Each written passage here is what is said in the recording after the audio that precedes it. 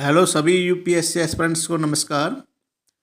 मेरा इस चैनल पर only UPSC exam by Dhanilal sir पर मैंने 2011 से लेकर 2024 तक प्रीलिम्स के प्रीवियस ईयर के क्वेश्चन सोल्व करवा दिए हैं। उनमें से भारतीय इतिहास और राष्ट्रीय आंदोलन, भारतीय राजव्यवस्था और भारत का भूगोल और विश्व का भूगोल, इन दोनों के कंप्लीट क्वेश्चन हो चुके हैं और कंप्लीट पार्ट भी हो गए हैं 2011 से लेके 2024 तक। अब मैं भारतीय अर्थव्यवस्था का सेकंड पार्ट करवा रहा हूँ। प्लीज़ मेरे YouTube channel only UPSC exam, इस चैनल को आप लाइक, सब्सक्राइब और शेयर ज़रूर करें और सपोर्ट करें। क्वेश्चन नंबर 6, भारत में किसी व्यक्ति के साइबर बीमा कराने पर निधि की हानि की भरपाई एवं अन्य लाभों के अतिरिक्त सामान्य निम्नलिखित में से कौन कौन से लाभ दिए जाते हैं? ऑप्शन 1, यदि कोई मालवेयर कंप्यूटर तक उसकी पहुंच बाधित कर देता है तो कंप्यूटर प्रणाली को पुनः प्रचालित करने में लगने वाली लागत। ऑप्शन 2, यदि यह प्रमाणित हो जाता है कि किसी शरारती तत्व द्वारा जानबूझकर कंप्यूटर को नुकसान पहुंचाया गया है तो नए कंप्यूटर की लागत। ऑप्शन 3, यदि साइबर बलात्कार ग्रहण होता है तो इस हानि को न्यूनतम करने के लिए विशेषज्ञ परामर्शदाता की सेवाएं लेने पर लगने वाली लागत। ऑप्शन 4, यदि कोई तीसरा पक्ष मुकदमा दायर करता है तो न्यायालय में बचाव करने में लगने वाली लागत। नीचे दिए गए कोड का प्रयोग कर सही उत्तर चुनिए। तो इसमें राइट आंसर है ऑप्शन बी। ऑप्शन 1 और 3 और 4 दोनों सही है, जबकि ऑप्शन 2 गलत है, क्योंकि यदि शरारती तत्व ने जानबूझकर कंप्यूटर को नुकसान पहुंचाया है तो उसे नई कंप्यूटर की लागत नहीं मिलेगी। नेक्स्ट क्वेश्चन, सेवा क्षेत्र उपागम किसके कार्य क्षेत्र का अधीन कार्यान्वित किया गया था? ऑप्शन ए, एकीकृत ग्रामीण विकास कार्यक्रम। ऑप्शन बी, अग्रणी बैंक योजना lead bank scheme. Option C, Mahatma Gandhi राष्ट्रीय ग्रामीण रोजगार गारंटी योजना। ऑप्शन डी, राष्ट्रीय कौशल विकास मिशन। तो इसमें राइट आंसर है option B, lead bank scheme, जो सेवा क्षेत्र का उपागम इसके तहत शुरू किए गए हैं।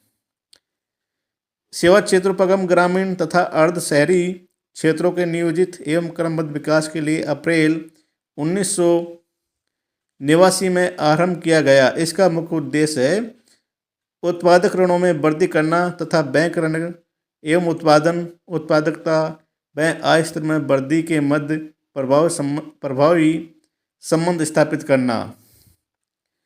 और लीड बैंक स्कीम का संचालन भारतीय रिजर्व बैंक द्वारा 1969 में किया गया। इस योजना का उद्देश्य जिलों की अर्थव्यवस्था में सुधार करना है। नेक्स्ट क्वेश्चन, भारत में किसी वाणिज्यिक बैंक की परिसंपत्ति में निम्नलिखित में से क्या शामिल नहीं है? ऑप्शन ए, अग्रिम।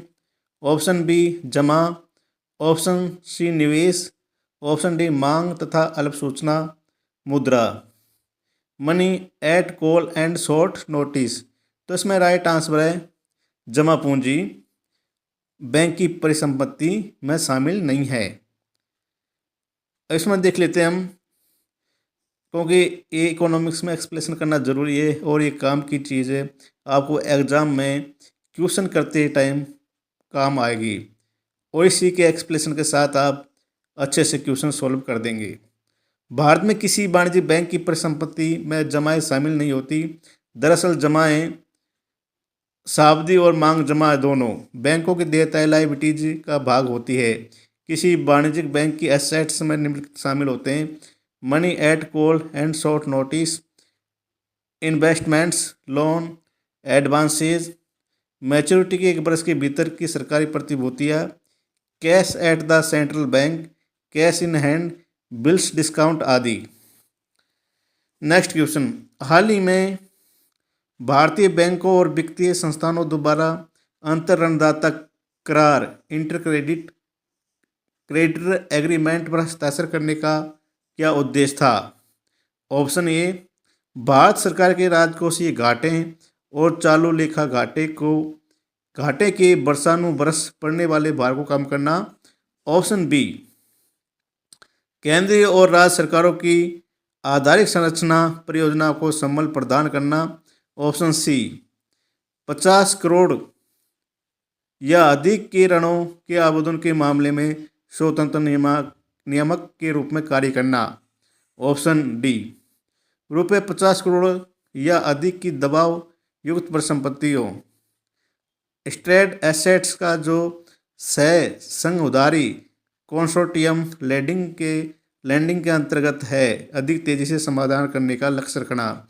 तो इसमें राइट आंसर है ऑप्शन डी, मतलब अधिक तेजी से समाधान करने के लिए रखना जो दबाव युक्त परिसंपत्तियां है, इसके लिए इंटर क्रेडिट एग्रीमेंट पर हस्ताक्षर किए गए हैं।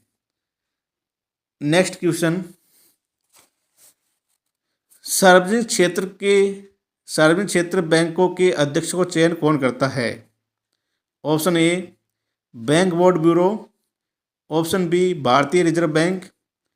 ऑप्शन सी, केंद्रीय वित्त मंत्रालय। ऑप्शन डी, संबंधित बैंक का प्रबंधन। तो इसमें राइट आंसर है option A, bank board bureau.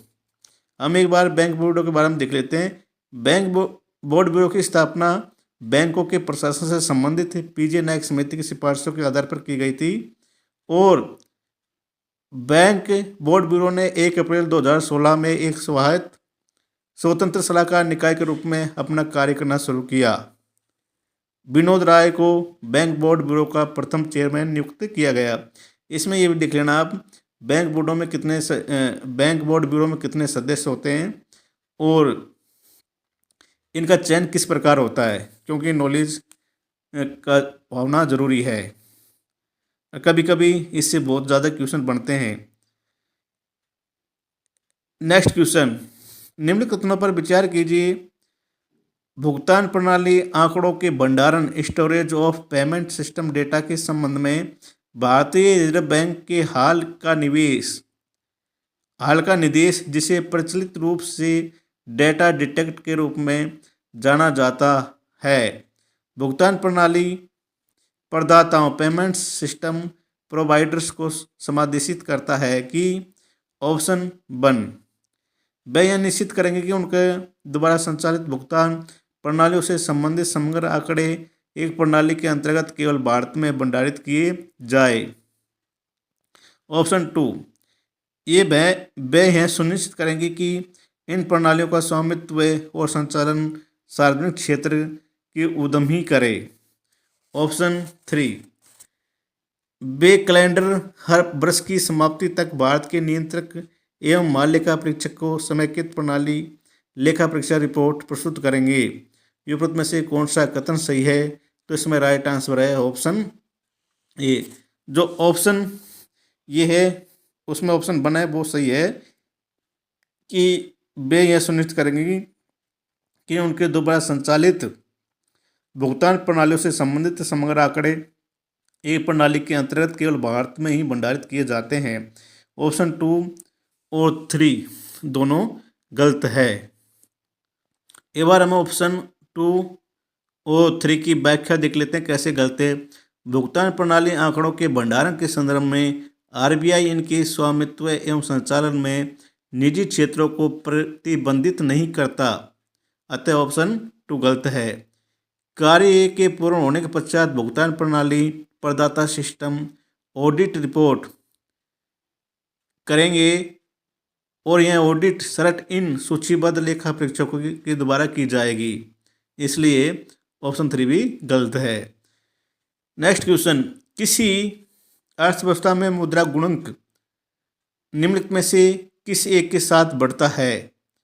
Option A, आरक्षित नकदी कैश रिजर्व अनुपात में वृद्धि, जनता की बैंकिंग आदतों में वृद्धि।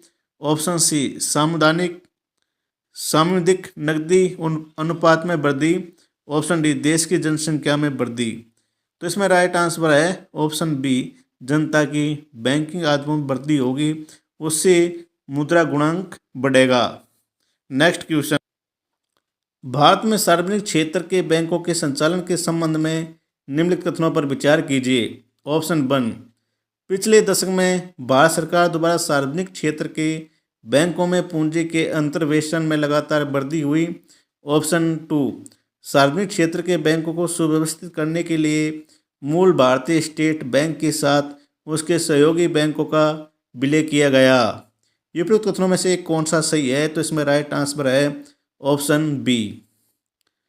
जो ऑप्शन 2 है वो सही है, जबकि ऑप्शन 1 गलत है। पिछले दशक में भारत सरकार द्वारा सार्वजनिक क्षेत्र के बैंकों में पूंजी के अंतर्वेशन में लगातार वृद्धि नहीं हुई, कभी वृद्धि हुई, कभी वृद्धि में हानि हुई है। और ऑप्शन 2 सही है, सार्वजनिक क्षेत्र के बैंकों को सुव्यवस्थित करने के लिए मूल भारतीय स्टेट बैंक के साथ उसके सहयोगी बैंकों का भी विलय किया गया है। नेक्स्ट क्वेश्चन, निम्नलिखित में से कौन सा एक कथन वैध मुद्रा लीगल टेंडर मनी के अर्थ को सही वर्णित करता है? ऑप्शन ए, न्यायालय में विधिक मामलों के लिए फीस के चुकाने में जो मुद्रा दी जाती है। ऑप्शन बी, वह मुद्रा जो कोई ऋणदाता अपने दावों के निपटाने में स्वीकार करने के लिए बाध्य होता है। ऑप्शन सी, चेक, ड्राफ्ट, विनिमय बिलों आदि के रूप में बैंक मुद्रा। ऑप्शन डी, किसी देश में चलन में धातु मुद्रा। तो इसमें राइट आंसर है ऑप्शन बी, वह मुद्रा जो कोई ऋणदाता अपने दावों के निपटाने में स्वीकार करने के लिए बाध्य होता है। नेक्स्ट क्वेश्चन, निम्नलिखित कथनों पर विचार कीजिए।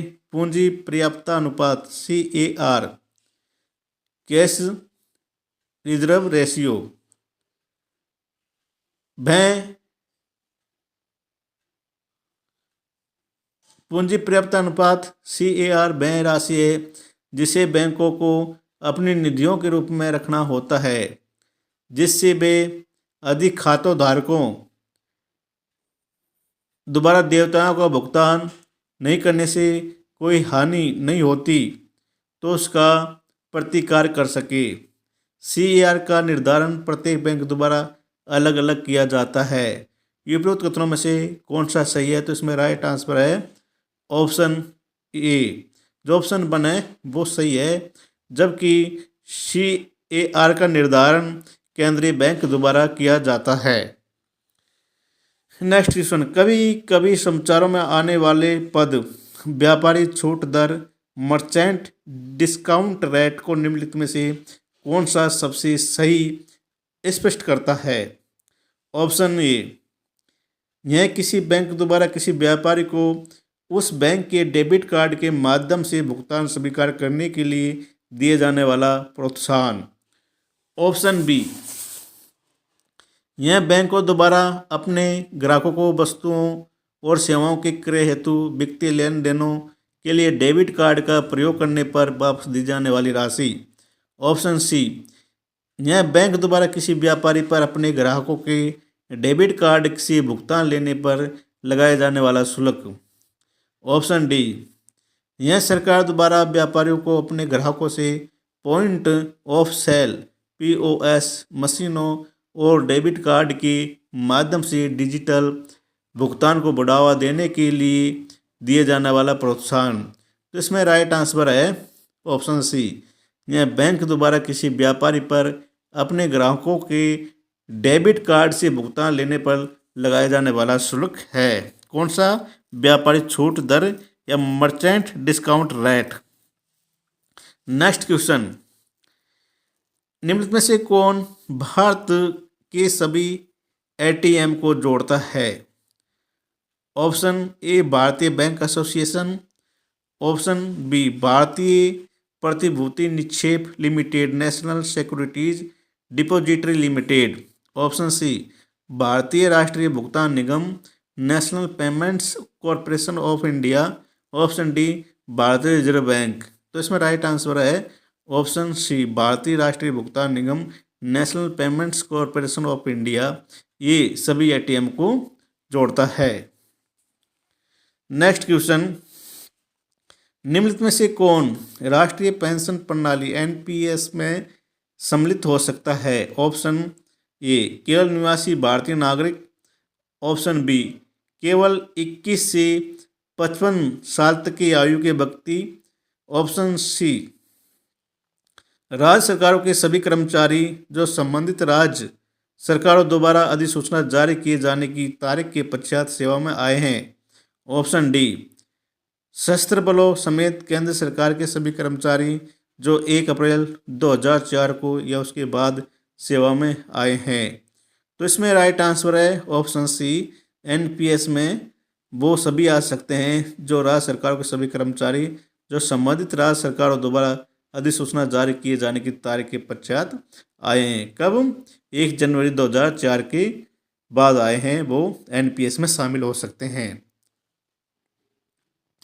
भारत में लघु वित्त बैंक को स्मॉल फाइनेंशियल बैंक को स्थापित करने का क्या प्रयोजन है? ऑप्शन 1 लघु व्यवसाय इकाइयों को ऋण की पूर्ति करना, ऑप्शन 2 लघु और सीमांत कृषकों को ऋण की पूर्ति करना, ऑप्शन 3 युवा उद्यमियों को विशेषतः ग्रामीण क्षेत्रों में व्यापार स्थापित करने के लिए प्रोत्साहित करना। नीचे दिए गए कोड का प्रयोग कर सही उत्तर चुनिए। तो इसमें राइट आंसर है ऑप्शन 1 और ऑप्शन 2 दोनों सही है। लघु व्यवसाय इकाइयों को ऋण की पूर्ति करना और लघु और सीमांत कृषकों को ऋण की पूर्ति करना, जबकि ऑप्शन 3 गलत हैं। ये युवा उद्यमी को विशेष ग्रामीण क्षेत्रों में व्यापार स्थापित करने के लिए प्रोत्साहित नहीं करता है। ये सभी के लिए हैं क्योंकि ये उद्देश्य नहीं है युवा उद्यमियों तथा ग्रामीण क्षेत्र व्यापार को प्रोत्साहित करना, इसका मुख्य उद्देश्य नहीं है। नेक्स्ट क्वेश्चन, निम्नलिखित कथनों पर विचार कीजिए। ऑप्शन 1 भारतीय राष्ट्रीय भुगतान निगम national payment corporation of India देश में वित्तीय समावेशन में संवर्धन में सहायता करता है। ऑप्शन 2 एनपीसीआई ने मतलब national payments corporation of India ने एक कार्ड भुगतान स्कीम रुपए प्रारंभ की है। ये उपरोक्त कथनों में से कौन सा सही है? तो इसमें दोनों कथन ही सही है, ऑप्शन सी सही है। नेक्स्ट क्वेश्चन, एकीकृत भुगतान अंतराल पृष्ठ यूनिफाइड पेमेंट्स इंटरफेस यूपीआई को क्रियान्वित करने से निम्नलिखित में से किसके होने की सर्वाधिक संभावना है? ऑप्शन ए ऑनलाइन भुगतानों के लिए मोबाइल वॉलेट आवश्यक नहीं होंगे, ऑप्शन बी लगभग 2 दशकों में पूरी तरह भौतिक मुद्रा का स्थान डिजिटल मुद्रा ले लेगी, ऑप्शन सी एफडीआई अंतर्प्रवाह में भारी वृद्धि होगी, ऑप्शन डी निर्धन व्यक्तियों को पादानों सब्सिडीज का प्रत्यक्ष अंतरण डायरेक्ट ट्रांसफर बहुत प्रभावकारी हो जाएगा। तो इसमें राइट आंसर है ऑप्शन ए ऑनलाइन भुगतानों के लिए मोबाइल वॉलेट आवश्यक नहीं होंगे। नेक्स्ट क्वेश्चन, ऑप्शन भारत में वित्तीय समावेशन को प्रोत्साहित करने की दृष्टि से भुगतान बैंक को पेमेंट्स बैंक की स्थापना की जा रही है। इस दृष्टि से निम्नलिखित कथनों में से कौन सा सही है? ऑप्शन 1 जिन मोबाइल टेलीफोन कंपनियां और सुपर बाजार श्रृंखला को स्वामित्व एवं नियंत्रण भारतीय व्यक्तियों के पास है, वे भुगतान बैंकों के प्रवर्तक होने के योग्य है। ऑप्शन 2 भुगतान बैंक क्रेडिट कार्ड एवं डेबिट कार्ड दोनों जारी कर सकते हैं। ऑप्शन 3 भुगतान बैंक ऋण देने के कार्यकलाप नहीं कर सकते हैं। नीचे दिए कोड का प्रयोग कर सही उत्तर चुनिए। तो इसमें राइट आंसर है ऑप्शन बी। ऑप्शन 1 और 3 दोनों सही है, जबकि भुगतान बैंक क्रेडिट कार्ड एवं डेबिट कार्ड दोनों जारी नहीं कर सकते हैं। और पेमेंट्स बैंक की स्थापना किस समिति की सिफारिश से की गई है? वो है नचिकेत मोर समिति की सिफारिश से की गई है।